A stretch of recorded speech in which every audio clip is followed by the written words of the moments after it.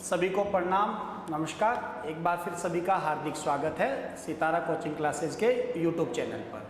और हम पढ़ने जा रहे हैं राजस्थान ज्योग्राफी, और उस ज्योग्राफी के अंतर्गत हमारे भौतिक विभाजन का एक नया पार्ट राजस्थान में पूर्वी मैदान या जलोढ़ मैदान। इससे पहले आप पढ़ चुके हो मरुस्थल, अरावली। अब अगर इस पूर्वी मैदान या जलोढ़ मैदान, इन पर अगर हम चर्चा करें तो इनसे संबंधित बिल्कुल स्टार्ट की बेसिक सी बातें। जब भी मैदान हो, जैसा ये शब्द आया हुआ है जलोढ़ मैदान, तो जब भी मैदान की बात आएगी तो मैदान का जो निर्माण होगा, इन निर्माण के अंतर्गत हमेशा ही योगदान मिलेगा आपको किसका? नदियों का। कि कहीं भी किसी भी क्षेत्र विशेष के अंतर्गत जब आप मैदानों की बात करोगे तो मैदानों के निर्माण में हमेशा ही योगदान होता है, तो ध्यान रखें वो होता है नदियों का।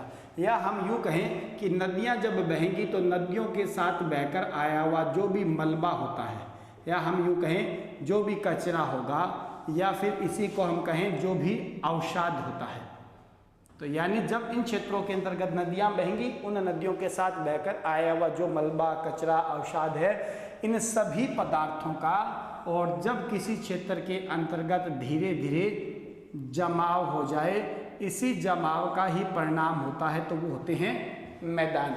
और ये जो जमाव होता है, इस जमाव की प्रक्रिया को इसको कहा जाता है, ये कहलाता है निक्षेपण। ये होता है निक्षेपण।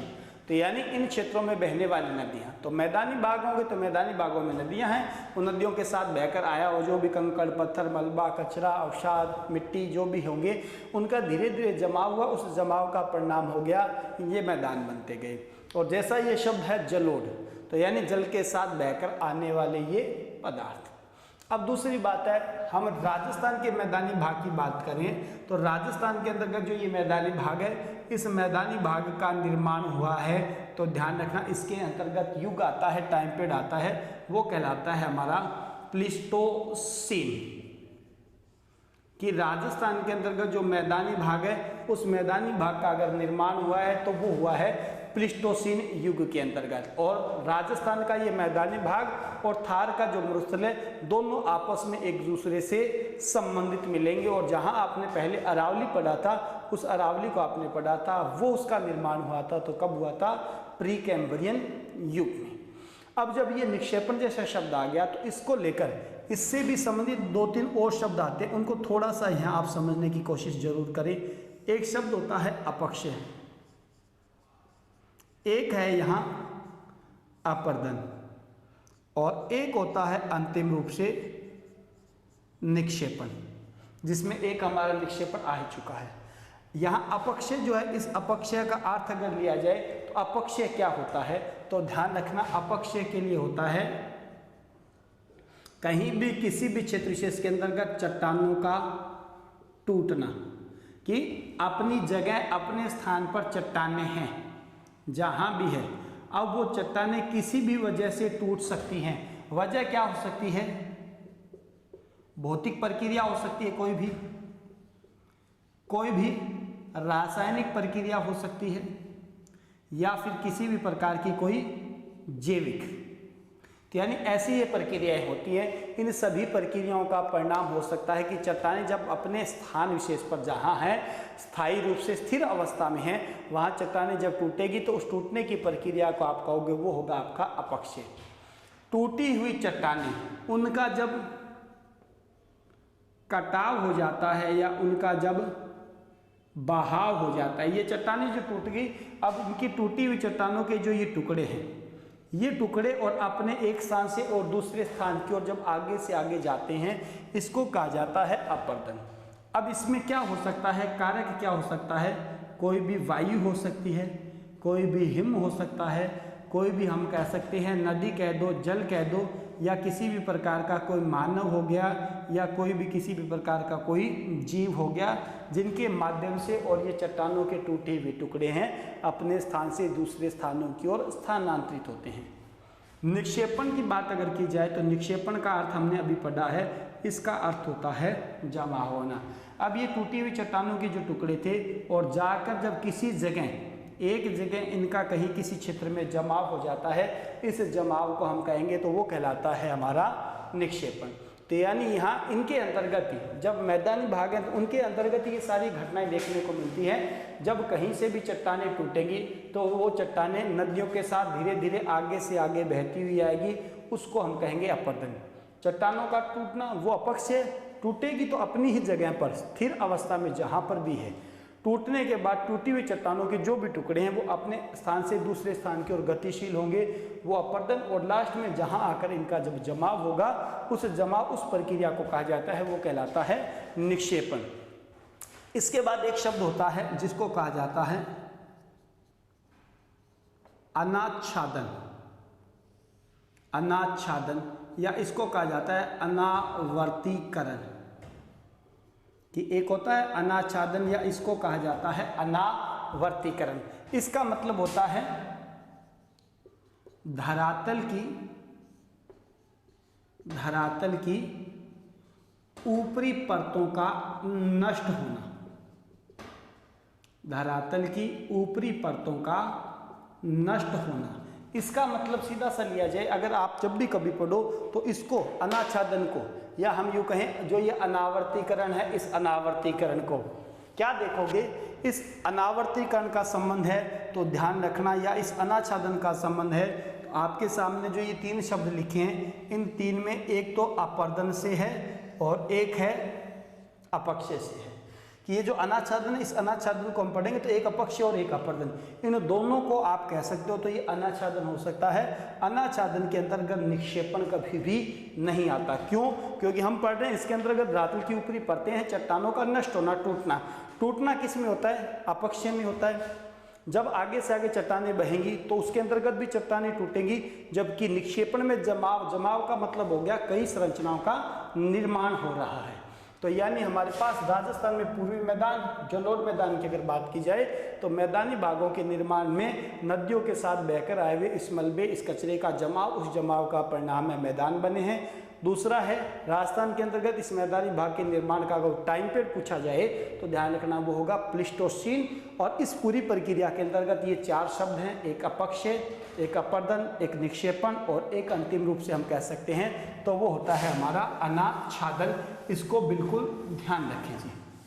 अब ये सारे के सारे अर्थ होते हैं, किंतु जब अगर आप इनको अलग अलग पढ़ते हो, जैसे अपक्ष है, अपरदन, निक्षेपण है, तो ये आपका अलग अलग गतिविधियों में अलग अलग प्रकार से आता है। इनकी पूरी की पूरी व्याख्या आती है, कौन कौन से कारक इसके अंतर्गत भूमिका निभाते हैं, वो आपका इतना यहाँ नहीं है। हमें तो केवल सिंपल सी बातें हैं जो अभी आपके लिए ज़रूरी है उस पर चर्चा करनी है।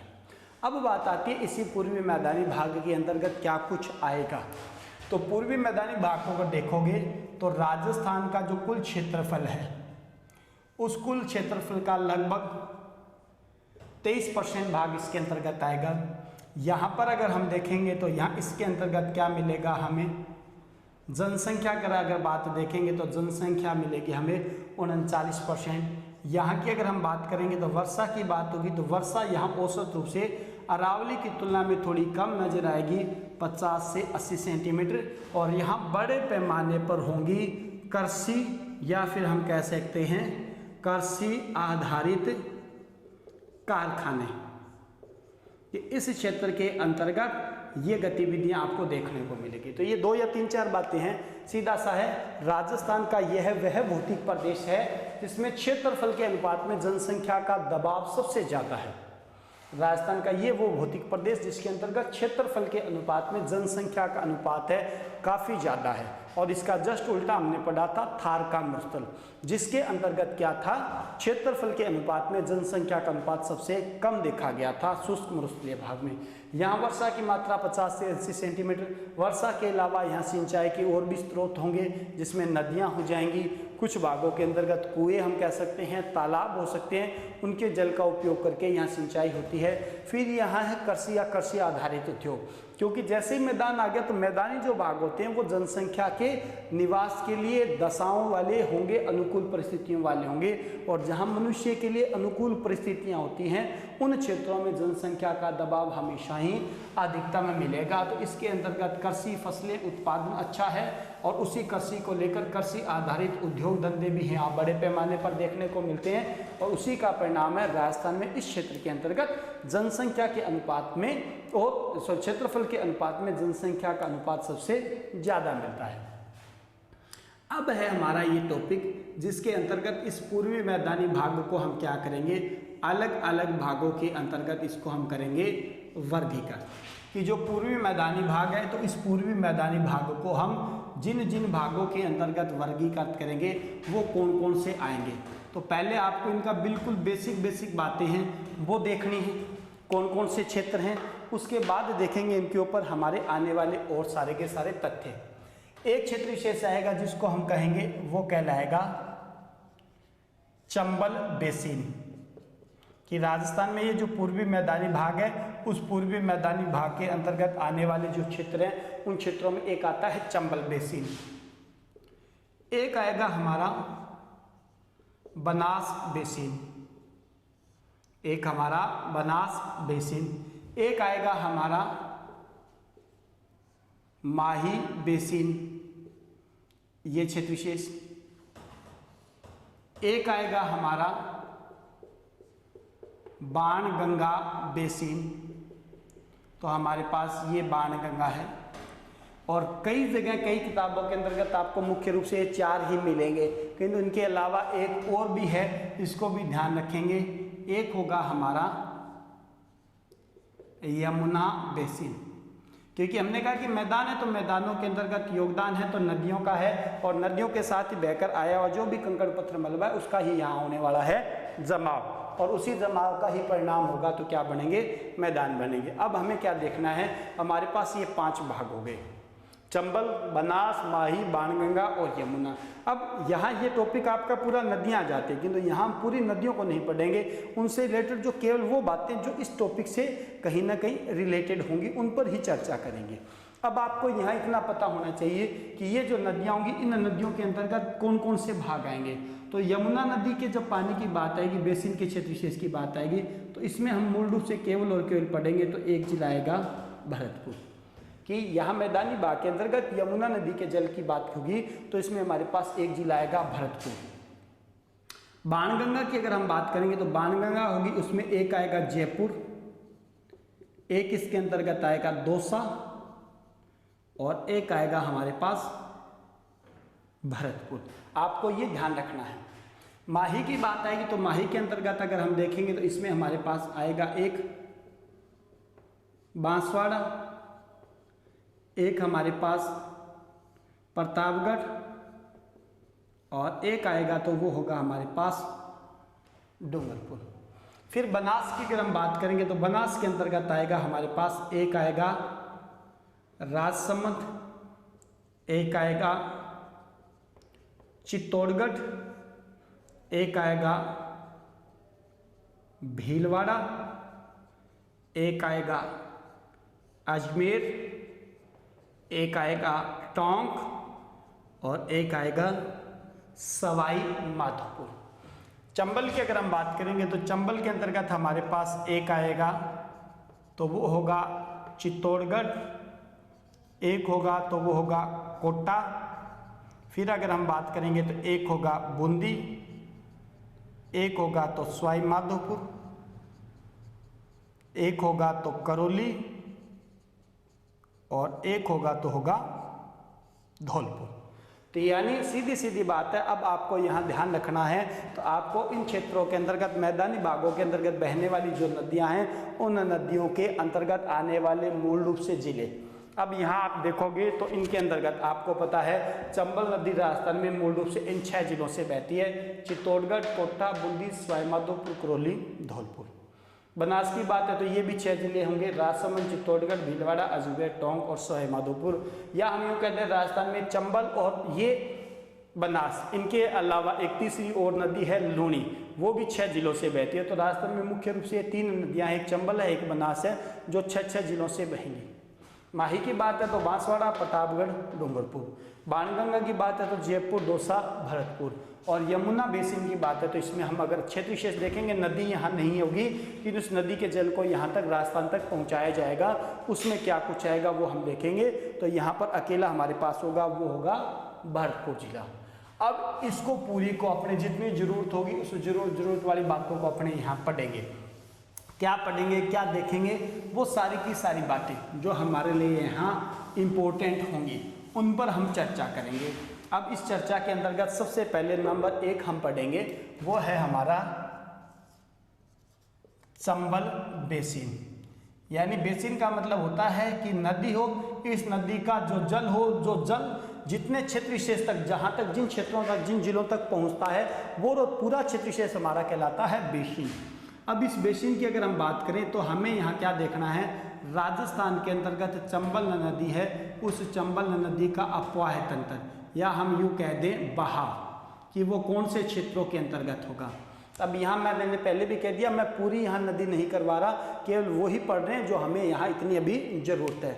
इसके अंतर्गत जब हम देखेंगे तो चंबल नदी है, इस चंबल नदी को अगर देखेंगे तो राजस्थान का ये जो भाग है, इस भाग पर यहाँ चंबल नदी है, ये भाग, और इसके अंतर्गत जो हमने अभी चर्चा की थी, जो था तो इसमें एक था तो हमारा चित्तौड़गढ़, एक था चित्तौड़गढ़, एक हमने पढ़ा था कोटा, एक हमने पढ़ा था बूंदी, एक हम कह रहे थे सवाई माधोपुर, एक था करौली, एक था धौलपुर। अब ये चंबल नदी जब इन क्षेत्रों के अंतर्गत बहेगी तब यहाँ क्या करेगी, नदी बहते समय अपने साथ जो भी कंकड़ पत्थर लाएगी तो मैदान तो बना ही बनाएगी, सीधी सी बात है। किंतु यहाँ इस चंबल बेसिन के अंतर्गत सबसे मुख्य खास बात है, तो यहाँ क्या होगा, चंबल नदी क्या करेगी, इन भागों के अंतर्गत एक तो अवनालिका अपर्दन करेगी। अब यहाँ अपर्दन का मतलब हमने पढ़ा हुआ है कटाव, और अवनालिका का मतलब होता है छोटी छोटी नालिकाएं, यानी जैसे दरार सी होती है, उन दरारों का यहाँ क्या हो जाता है, निर्माण हो जाता है। कि जब चंबल नदी यहाँ क्षेत्रों में बहती है तो आसपास के क्षेत्रों में जब चंबल नदी का पानी प्रवेश करता है तो वहाँ जमीन पर छोटी छोटी दरारों का निर्माण कर देती है। उन पूरी प्रक्रिया के दौरान जब मिट्टी का कटाव होता है तो उसी कटाव को कहा जाता है, वही कहलाता है अवनालिका अपर्दन। किंतु ये इतना नहीं होता, इस अपर्दन से क्या होता है, यहाँ जमीन है वो क्या हो जाती है, असमतल हो जाती है। असमतल जो जमीन होती है उसको कहा जाता है उत्खात भूमि, इसको कहा जाता है उत्खात भूमि। कि जब चंबल नदी यहाँ बहेगी तो बहते समय और इन क्षेत्रों में धीरे धीरे जब मिट्टी में यहाँ जमीन पर रात्रि भागों पर मिट्टी का कटाव कर देगी, दरारें बन जाएगी, उन दरारों से असमतल उबड़ खाबड़ जो भूमि बन गई उसको कहा जाता है उत्खात भूमि। और ये उत्खात भूमि जो होती है वो क्या होती है, कृषि के अयोग्य हो जाएगी, क्योंकि ज़्यादा ऊंचा नीचा भाग हो जाएगा तो उस ऊंचे नीचे भाग को हम क्या कहेंगे, कृषि के अयोग्य हो जाएगा। अब इसी उत्खात भूमि को हम कहेंगे तो यही कहलाएगा डांग प्रदेश, यानी असमतल उबड़ खाबड़ भूमि। और जब डांग प्रदेश की बात हो तो डांग प्रदेश का राजस्थान में सर्वाधिक विस्तार क्षेत्रफल अगर मिलता है तो वो होता है धौलपुर जिला। राजस्थान के अंतर्गत यहाँ असमतल उबड़ खाबड़ भूमि है, जो चंबल नदी यहाँ बना रही है, तो उस असमतल उबड़ खाबड़ भूमि, उस भूमि के परिणाम स्वरूप यहाँ जमीन में जो गड्ढे नुमा भाग बन जाएंगे उनका सर्वाधिक क्षेत्रफल विस्तार मिलेगा तो वो होगा धौलपुर जिला। और जब यही असमतल भाग हो और वो ज़्यादा गड्ढों युक्त बन जाए, या जिसके अंतर्गत हम कहें एक प्रकार से बीहड़ भूमि बन जाए, बीहड़ भूमि बन जाए, उस बीहड़ भूमि का राजस्थान के अंतर्गत सर्वाधिक प्रसार मिलेगा तो वो मिलेगा आपको सवाई माधोपुर जिले में। तो ध्यान रखें भी, डांग प्रदेश की अगर कभी बात हो तो डांग प्रदेश के लिए तो आपको मिलेगा धौलपुर जिला, और जब आप किताबों में पढ़ते हो डांग प्रदेश की राजधानी तो वो आपका मिलता है करौली जिला। तो डांग प्रदेश का सर्वाधिक क्षेत्रफल अगर आप मिलेगा तो वो तो मिलेगा धौलपुर के अंतर्गत। और इसी डांग प्रदेश में ऐसा क्षेत्र विशेष हो जहाँ असमतल उबड़ खाबड़ भूमि का क्षेत्र विशेष सबसे ज़्यादा मिले आपको, वो बीहड़ भूमि, वो बीहड़ भूमि आपको मिलेगी सवाई माधोपुर के अंतर्गत। तो ये मुख्य रूप से इसके अंतर्गत इतना है। अन्यथा चंबल को जब हम पढ़ेंगे तो इसकी बहुत सारी विशेषताएं, बातें आएंगी, वो हमारे लिए अभी यहाँ नहीं है। हमें केवल वर्तमान में इतना ही पढ़ना है जितना इन क्षेत्रों के अंतर्गत हम पढ़ सकते हैं। तो एक हमारे पास ये चंबल का बेसिन आ गया, चंबल का अपवाह तंत्र आ जाता है। एक तो ये, दूसरी हमने जो पढ़ी थी या हमने लिखी थी वो था हमारे पास बनास का। नंबर 2 की अगर हम बात करें तो वो था हमारा बनास बेसिन।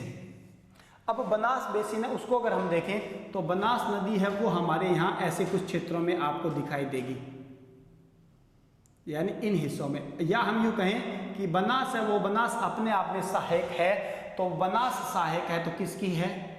चंबल की है। ये हमारे पास बनास है, और ये बनास अगर हम कहें तो वो मूल रूप से हमें पता है वो अगर सहायक है तो बनास मुख्य रूप से सहायक मानेंगे तो वो सहायक है किसकी है? चंबल की है। इतना हमें ध्यान रखना है। अब हमने इस पर चर्चा की थी, तो बनास की बात थी तो हमने कहा था ये राजसमंद है, ये चित्तौड़गढ़ है, ये भीलवाड़ा है, ये अजमेर है, ये टोंक है और ये सवाई माधोपुर है। इन सभी जिलों से ये बहेगी और आगे जाकर सवाई माधोपुर के रामेश्वर नामक स्थान पर, और ये मिल जाएगी किसके अंतर्गत? चंबल के अंतर्गत। किंतु यहाँ ये भी क्या करेगी? बीच के अंतर्गत और अलग अलग क्षेत्र विशेषों का निर्माण करेगी, जिसके अंतर्गत इस पर भी बांध बने हुए होंगे। यहाँ इसमें सहायक नदियाँ भी आएंगी, इसके अंतर्गत त्रिवेणी संगम भी होंगे। किंतु इनके अलावा हमें क्या चाहिए? इस बनास बेसिन के अंतर्गत जो हमारे पास राजसमंद है और प्लस के अंतर्गत भीलवाड़ा है, कि जो ये राजसमंद और ये जो भीलवाड़ा जो क्षेत्र विशेष है, इन भागों के अंतर्गत क्या है? यहाँ कुछ टीले नुमा उभरे हुए भाग है चट्टानों के,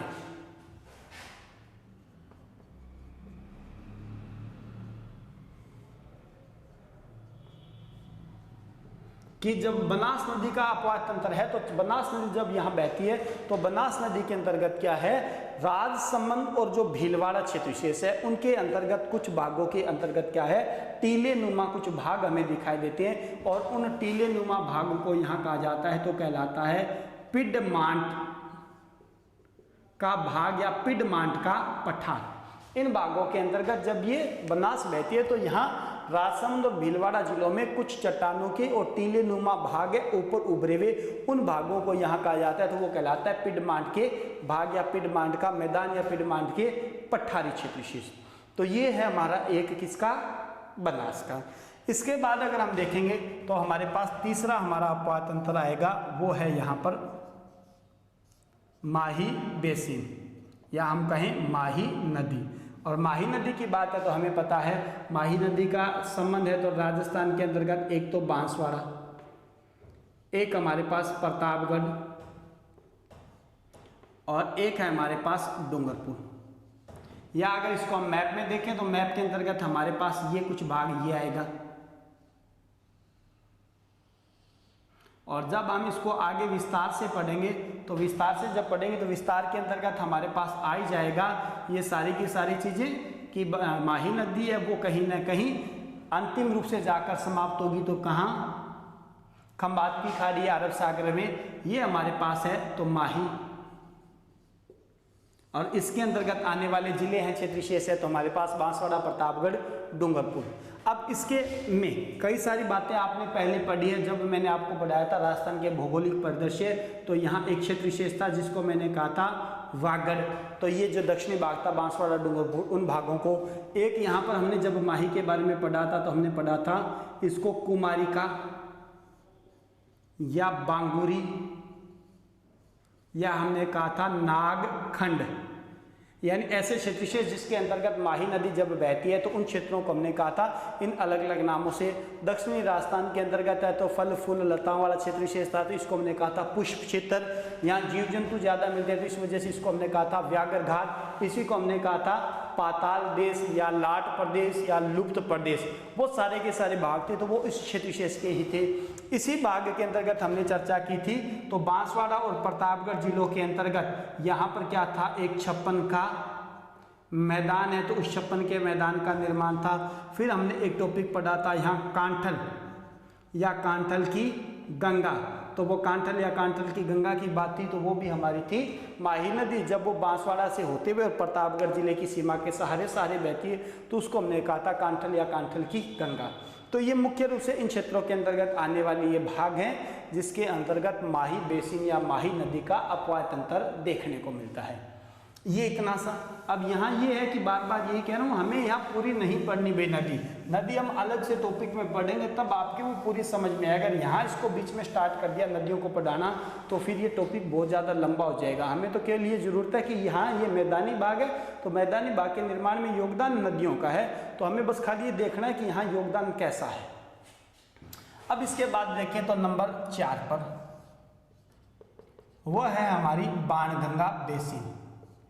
और बाणगंगा बेसिन की अगर हम बात देखें तो बाणगंगा बेसिन में हमने कहा था तो इसमें आता है एक हमारा जयपुर, एक हमने कहा था दौसा और एक हमने कहा था भरतपुर।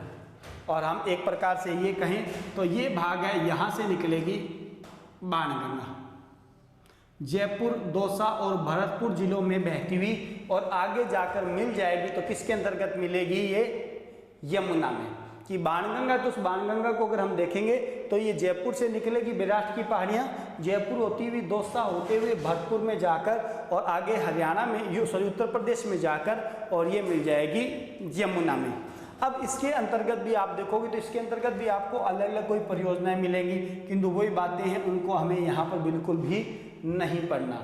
जैसे जयपुर के अंतर्गत इस पर जमुआ रामगढ़ बांध बना हुआ है, भरतपुर के अंतर्गत इस पर अजान बांध बना हुआ है, वहाँ जीव जंतुओं के लिए वन्य जीव अभयारण्य के लिए केवलादेव घना पक्षी विहार है, उसके लिए कहीं ना कहीं पीने के पानी की पूर्ति होती है। तो वो सारी की सारी बातें हमारी आगे के टॉपिक में आएगी। तो हमारे पास मूल रूप से यहाँ बाणगंगा। हाँ, दूसरी खास बात है कि राजस्थान में चंबल नदी है जो पूरा का पूरा अपना सीधा पानी ले जाकर डालती है यमुना में या बंगाल की खाड़ी में। चंबल के बाद अगर देखा जाएगा तो हम क्या पढ़ेंगे, ये अपने बाणगंगा एक ऐसी नदी है जो चंबल के बाद राजस्थान का दूसरा एक ऐसा तंत्र है जो अपना पानी ले जाकर डालती है किसमें, यमुना में।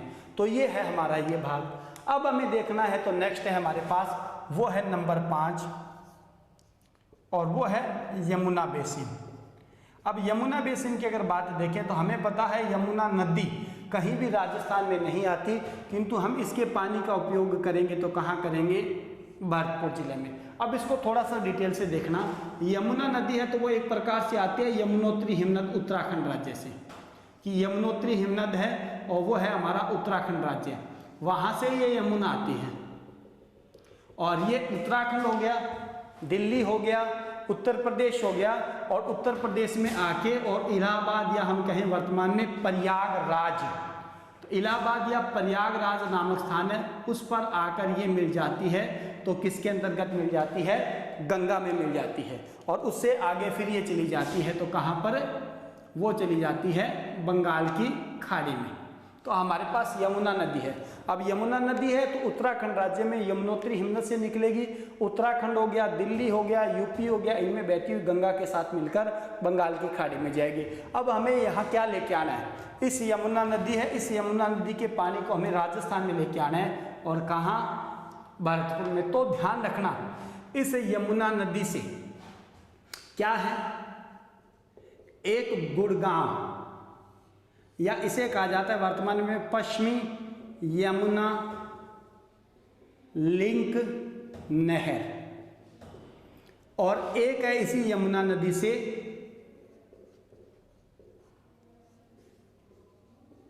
भरतपुर नहर। कि ये चीजें आपको आगे भी देखने को मिलेगी कि यमुना नदी है, इस यमुना नदी से एक नहर निकाली गई है जिसे कहा जाता है गुड़गांव नहर या पश्चिमी यमुना नहर। वर्तमान में इसे कहा जाता है पश्चिमी यमुना नहर, जो दिल्ली के पास से निकाली गई है। एक है भरतपुर नहर, और ये भरतपुर नहर है, ये निकाली गई है कहाँ से, उत्तर प्रदेश से। उत्तर प्रदेश में इस यमुना नदी से एक नहर निकाली गई है, आगरा नहर, और उस आगरा नहर से निकाली गई है भरतपुर नहर। और इन दोनों नहरों के ही जल का उपयोग होता है तो राजस्थान में होता है केवल और केवल भरतपुर जिले के अंतर्गत। तो इन दोनों नहरों के जल का उपयोग यहाँ राजस्थान के अंतर्गत भरतपुर जिले में हो रहा है। तो इसका मतलब है यहाँ यमुना नदी तो नहीं आ रही, किंतु यमुना नदी के पानी को लेकर आकर और हम यहाँ राजस्थान में इसका क्या कर रहे हैं, उपयोग कर रहे हैं। तो हमारे पास ये होगा यमुना बेसिन, जिसमें हम देखेंगे तो यहाँ से गुड़गांव या जिसे हम वर्तमान में पश्चिमी यमुना लिंक नहर कहेंगे जो भरतपुर में आएगी, और एक उत्तर प्रदेश से निकाली जाएगी वो भरतपुर नहर होगी। दोनों की दोनों राजस्थान के अंतर्गत आएगी। तो केवल और केवल भरतपुर जिले में, जहां इन क्षेत्रों के लोगों के पीने के पानी की पूर्ति या हम यूँ कह दें सिंचाई या अन्य जो आवश्यकताएं, उन आवश्यकताओं की यहाँ इनके अंतर्गत क्या होती है, पूर्ति की जाती है। तो ये है हमारे राजस्थान के अंतर्गत पूर्वी मैदानी भाग। जिस मैदानी भाग पर अगर हम चर्चा करें तो हमने कहा था इस मैदानी भाग के निर्माण में सबसे बड़ा योगदान है, तो वो योगदान था नदियों का। नदियों के साथ बहकर आया हुआ कचरा मलबा, उस कचरे मलबे के जमाव से इसका निर्माण हुआ। दूसरी हमने बात की थी, तो इस मैदान के निर्माण का युग टाइम पीरियड पूछा जाए तो ध्यान रखना, मैंने कहा था वो था प्लीस्टोसीन युग, प्लीस्टोसीन युग। फिर उसके बाद हमने कहा है 4 शब्द थे। अपक्षय, चट्टानों का अपने स्थान विशेष पर किसी भी प्रक्रिया के द्वारा टूटना। अपर्दन, टूटी हुई चट्टानों का अपने स्थान से दूसरे स्थानों की ओर स्थानांतरण। तीसरा, टूटे हुए जो चट्टानों के टुकड़े बह रहे थे अंतिम रूप से जाकर उनका किसी क्षेत्र विशेष में जमाव हो गया, उसको हमने कहा था निक्षेपण। एक हमने कहा था अनाच्छादन या अनावर्तीकरण। इसका मतलब होता है धरातल पृथ्वी की ऊपरी परतों का चट्टानों का नष्ट होना। अनाच्छादन का संबंध था तो अपक्षय और अपर्दन से होता है, निक्षेपण से नहीं होता। उसके बाद हमने पढ़ा इस मैदानी भाग का क्षेत्रफल, तो राजस्थान के कुल क्षेत्रफल का 23%। जनसंख्या की बात की तो लगभग 39%। राजस्थान का एकमात्र भौतिक प्रदेश जिसके अंतर्गत क्षेत्रफल के अनुपात में जनसंख्या का अनुपात सबसे ज़्यादा मिलता है। वर्षा की बात थी तो 50 से 80 सेंटीमीटर। मूल अगर व्यवसाय है तो वो है हमारा यहाँ कृषि है, कृषि आधारित उद्योग धंधे हैं या अन्य किसी प्रकार का और व्यवसाय है। फिर उसका हमने वर्गीकरण किया जिसमें चंबल, बनास, माही, बाणगंगा और यमुना। यहाँ ध्यान रखने वाली बातें यही थी इसके अंतर्गत आपके, कि आपको ये पता होना चाहिए कि ये जो नदी है वो कौन कौन से क्षेत्रों में बहेगी। और इसके अंतर्गत चंबल की हमने बात की थी, तो चंबल चित्तौड़गढ़, कोटा, बूंदी, सवाई माधोपुर, करौली, धौलपुर यहाँ बहेगी। चंबल नदी है इस मैदानी भाग में बड़े पैमाने पर अवनाली का प्रदर्शन करेगी, जिससे असमतल उबड़ खाबड़ भूमि बन जाएगी, जिसे हमने उत्खात भूमि कहा। उस उत्खात भूमि को हम कहते हैं डांग प्रदेश, और डांग प्रदेश का राजस्थान में सर्वाधिक विस्तार मिलता है धौलपुर जिले में। फिर हमने बात कही थी डांग प्रदेश से भी पहले और बहुत ज़्यादा बड़े क्षेत्र विशेष में बड़े बड़े खड्डों वाली भूमि बन जाए, उसको हमने कहा था बीहड़ भूमि। चंबल के डाकुओं का प्रदेश वो था हमारा सवाई माधोपुर। और डांग प्रदेश की रानी की अगर हमने बात की तो वो था करौली जिला। उसके बाद हमने बात की थी बनास की, तो बनास थी राजसमंद, चित्तौड़गढ़, भीलवाड़ा, अजमेर, टोंक, सवाई माधोपुर जिले। बनास है, उस बनास के अंतर्गत कई सारी और बातें आएंगी, किंतु यहाँ राजसमंद और भीलवाड़ा के बीच के अंतर्गत कुछ टीले नुमा भाग होंगे वो मिलेंगे। फिर हमने बात की थी माही की, बांसवाड़ा, प्रतापगढ़, डूंगरपुर जिले। यहाँ का आदिवासी क्षेत्र, वागड़ क्षेत्र, पुष्प क्षेत्र, व्याघ्र घाट क्षेत्र, पाताल देश, लाट प्रदेश, लुप्त प्रदेश, कुमारिका खंड, बागोरी खंड, नागखंड, ये हमारे कई ऐसे भाग थे जो हम पढ़ चुके हैं। छप्पन का मैदान, छप्पन का बेसिन या फिर कांठल या कांठल की गंगा, ये सारी की सारी बातें हम यहाँ पढ़ चुके हैं। इनके बाद अगर देखा जाए तो हमारे पास आता है बाणगंगा का क्षेत्र, जिसके अंतर्गत हमने चर्चा की थी जयपुर, दौसा, भरतपुर जिले थे। इसके बाद था हमारा यमुना बेसिन का, जिसमें यमुना नदी नहीं होकर यमुना नदी से निकाली गई है एक गुड़गांव, जिसको हमने कहा वर्तमान में पश्चिमी यमुना लिंक नहर, और एक है भरतपुर नहर। और इन दोनों नहरों के जल का उपयोग होता है तो राजस्थान में भरतपुर जिले में। तो ये हमारे पास राजस्थान में पूर्वी मैदानी भाग है, उस मैदानी भाग का वर्गीकरण। अब इसके बाद नेक्स्ट क्लास के अंतर्गत हम करेंगे राजस्थान के भौतिक प्रदेश का चौथा पार्ट, हाड़ौती का पठार या दक्षिणी पूर्वी पठारी प्रदेश। तो एक मरुस्थल हो गया, एक अरावली हो गया, एक बिल्कुल सिंपल सा है, ये है पूर्वी मैदान। तो उम्मीद होगी पीछे वाले टॉपिक समझ में आ रहे हैं, ये भी आपको अच्छी तरीके से समझ में आएगा। इसमें आप हो सकता है ये सोचोगे कि इसको शॉर्ट सा करवाया, जरूर, क्योंकि यहाँ इसमें मूल रूप से नदियाँ आ गई और नदियों की व्याख्या के लिए कह दिया, यहाँ नहीं करेंगे, अलग से उसको पूरा का पूरा पढ़ेंगे। तो जल्दी मिलते हैं फिर नेक्स्ट क्लास में नई वीडियो के साथ। धन्यवाद।